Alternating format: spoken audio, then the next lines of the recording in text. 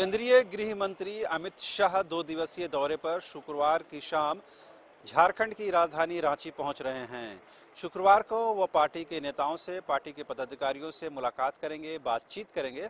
हालांकि आधिकारिक तौर पर, पार्टी के तौर पर, संगठन के तौर पर कोई कार्यक्रम नहीं रखा गया है, लेकिन चूंकि गृह मंत्री आ रहे हैं, अमित शाह आ रहे हैं, लिहाजा पार्टी के जो बड़े नेता हैं, वरिष्ठ नेता हैं, संगठन के जो लोग हैं, वो उनसे मुलाकात करेंगे। रात्रि विश्राम जो होगा वो राजधानी रांची में होगी और शनिवार यानी दूसरे दिन वो चाईबासा के लिए रवाना होंगे। जो मुख्य कार्यक्रम है वो चाईबासा में ही होना है। वहाँ पर टाटा कॉलेज मैदान में एक जनसभा को वो संबोधित करेंगे और पार्टी के नेताओं से बातचीत करेंगे और 2024 के विधानसभा चुनाव को लेकर के मंतव्य देंगे और कहीं न कहीं आगे की रणनीति तय करेंगे।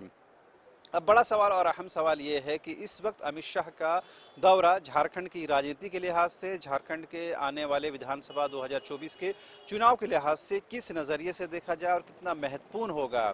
जो पॉलिटिकल पंडित हैं, जो राजनीति के जानकार हैं, जो झारखंड की नब्ज को समझते हैं, जानते हैं, वो ये कह रहे हैं कि जो 2 लोकसभा क्षेत्र हैं, चाईबासा और राजमहल, इन दोनों ही सीटों पर बीजेपी को पिछले लोकसभा चुनाव में हार का मुंह देखना पड़ा है, जबकि 12 सीटों पर पार्टी विजयी रही है।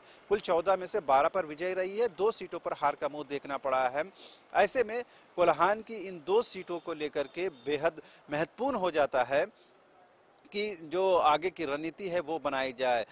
चाईबासा से जो कांग्रेस की सांसद हैं वो गीता कोड़ा हैं, जबकि राजमहल से जो झामुमो के सांसद हैं, मेंबर ऑफ पार्लियामेंट हैं, वो विजय हांसदा हैं। लिहाजा इन दोनों ही सीटों पर बीजेपी की नज़र है। साथ ही जो 12 सीटें हैं उसे रिटेन करने की भी जद्दोजहद है, यानी उसको कंटिन्यू करना है। तो ये 12 सीटें और अब 2 सीटों को और उस पर जोड़ दिया जाए तो कुल लोकसभा की 14 सीटों पर बीजेपी अगले लोकसभा चुनाव में जीत दर्ज करना चाहती है। उसकी रणनीति तैयार की जा रही है। और झारखंड में इन दिनों जो राजनीतिक तौर पर परिदृश्य बदले हैं, जो राजनीतिक गतिविधियां बदली हैं, ईडी की छापेमारी के बाद, सीबीआई की एंट्री के बाद, इनकम टैक्स की रेड के बाद, कहीं न कहीं उन तमाम चीजों पर मंतव्य होगा और कहीं न कहीं एक गहन विचार विमर्श के बाद प्रदेश बीजेपी को एक वर्क भी जरूर दिया जाएगा, एक उनको आउटलाइन दिया जाएगा ताकि वो 2024 के चुनाव के मद्देनजर उस आउटलाइन पर काम कर सके, आगे वो बढ़ सके। यही वजह है कि प्रदेश से बीजेपी के तमाम जो बड़े नेता हैं वो चाईबासा और तमाम इस प्रोग्राम को लेकर के जो स्थान पर है वो कायम कर रहे हैं। बीजेपी के जो लोग हैं वो ज़्यादातर लोग चाईबासा में हैं, जो प्रदेश प्रभारी हैं वो भी आने वाले हैं और तमाम जो संगठन के लोग हैं वो अमित शाह से आज मुलाकात करेंगे और फिर कल यानी शनिवार के दिन तमाम जो लोग हैं वो चाईबासा में जनसभा को संबोधित करने के दौरान शामिल रहेंगे, मौजूद रहेंगे।